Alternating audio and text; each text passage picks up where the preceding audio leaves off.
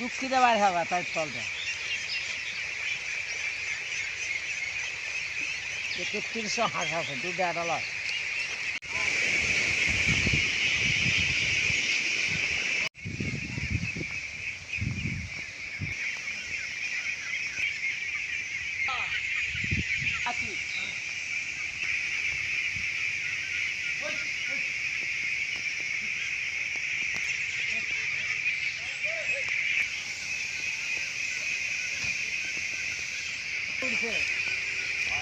At the rate of Arman farming life 1 2 YouTube চ্যানেলে সকলকে স্বাগতম।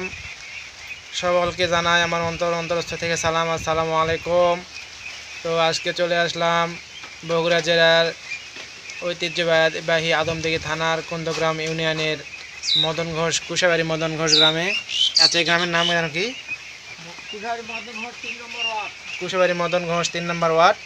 তো আজকে চলে আসছে একটা আদর্শ খামারির কাছে, একটা খামারে। তো একটা শিরোনাম আছে, সেটা হলো কৃষি মোদের সোনার খনি, কৃষি মোদের অহংকার, কৃষি নিয়ে গর্ব মোরা শান্তি সুখের সংসার। তো আমরা ধরেই নেই যে কৃষি মানে শুধু খালি ধান। আসলে কৃষি মানে শুধু ধান না, ধানের পাশাপাশি মৎস্য খামার বা হাঁসের খামার, ছাগলের খামার, গরুর খামার, মহিষের খামার, তারপর আপনার হচ্ছে নার্সারি, এগুলো সবই কৃষি। তো বাংলাদেশের একটা প্রধান সমস্যা হচ্ছে যে কৃষির কোনো পদোন্নতি নেই। অর্থাৎ এই যে আমরা ধান লাগাই, এই ধানের কোনো উন্নতি নেই। অর্থাৎ সারা বছর খালি ধানে লাগাই, অন্য কিছু করি না। এই জন্য ধানের দামও নেই। অর্থাৎ এই জন্য আমাদেরকে এই সমস্যা থেকে বের হওয়ার জন্য ধানের উপর নির্ভরশীল না হয়ে আসুন না আমরা একটু হোক না ছোটো করে শুরু করি। সেটা হাঁসের খামার হতে পারে, ছাগলের খামার হতে পারে, গরুর হতে পারে, মৎস্য হতে পারে। হ্যাঁ, আপনি হয়তো একবারে লাখ টাকা ইনভেস্ট করতে পারবেন না, ঠিক আছে।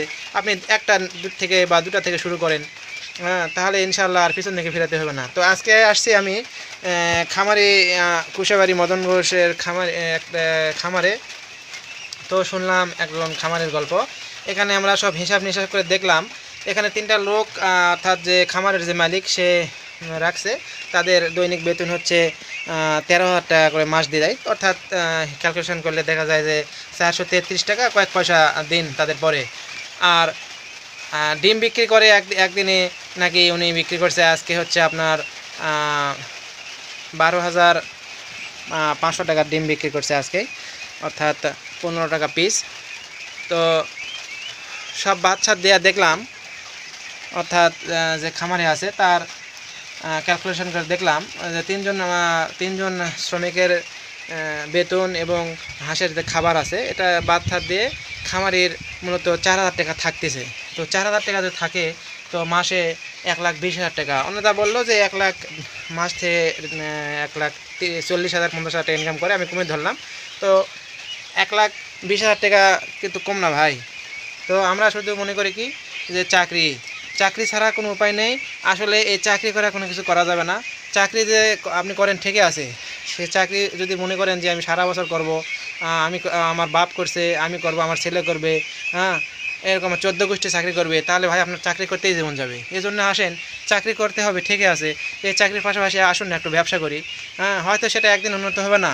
যখন আপনি একটা খামার করলেন বা ব্যবসা করলেন এই চাকরির পাশাপাশি, যখন দেখলেন যে না আস্তে আস্তে ডেভেলপমেন্ট হচ্ছে, তখন আপনি ভাই চাকরি ছেড়ে দেন। পৃথিবীর উন্নতশীল দেশে কেউ 2 বছর 3 বছর 4 বছরের উপরে কেউ চাকরি করে না ভাই। এরপরে তারা কী করে? ব্যবসা করে। তো আমরা বাপ দাদার আমল থেকে ধরে আসছি চাকরি। স্বল্প যখন বাচ্চা কাচ্চা যখন ছোটো থেকে বড় হয়, তখন থেকে আমাদের মনোভাব যে এই ছেলে একদিন লেখাপড়া করে অনেক বড় হয়ে কী করবে? চাকরি করবে। আর যদি এই ছেলে যে একজন খামারে হবে বা ভালো কিছু উন্নতি করবে, এটা কেউ কোনো বাবা মাই চায় না। কী করবে? চাকরি করবে। যদি বেতন 3 টাকা হয়, সেটাতেই সে সন্তুষ্ট, সমস্যা নাই। বাবা চাকরি করে গেছে, আমার দাদা করে গেছে, আমাকেও করতে হবে। দরকার হয় বাবা মা বউ চল বাড়ি ঘর সব পত্তন রেখে তাও চাকরি করতে হবে। তো আসুন এই চাকরি থেকে বের হয়ে এসে আমরা একটা খামার করি, হোক না সেটা ছাগলের খামার বা হাঁসের খামার বা গরুর খামার। একবারে হবে না, আপনি ছোট করে শুরু করেন। তাহলে কী হবে? আপনি একটা লাভের মুখ দেখতে পাবেন। আপনি যদি মনে করেন যে একবারে আমি 5 লাখ টাকা ইনভেস্ট করব, আপনি পারবেন না ভাই। আপনি অল্প করে করেন। আপনি প্রথমে হয়তো 4টা বা 10টা এরকম যা সামর্থ্য আছে সেটা দিয়ে শুরু করেন, এবং প্রথম অবস্থায় আপনি কোনো শ্রমিক রাখবেন না, আপনি নিজেই খামারের কাজ পরিচালনা করবেন। এরপর যখন দেখবেন যে না আস্তে আস্তে উন্নত হচ্ছে, আসলে এখন লোক রাখা যায়, যেহেতু এখন টাকা পয়সা আসতেছে, তখন আপনি লোক রাখতে পারবেন। তো সকলকে আজকের এই পর্বে ধন্যবাদ জানাই শেষ করছি। সবাই আমার চ্যানেলটা বেশি বেশি লাইক শেয়ার কমেন্ট করবেন। তো আমার চ্যানেলের নাম হলো @Arman farming life 12 YouTube channel. তো সকলকে ধন্যবাদ জানিয়ে শেষ করছি। আসসালামু আলাইকুম।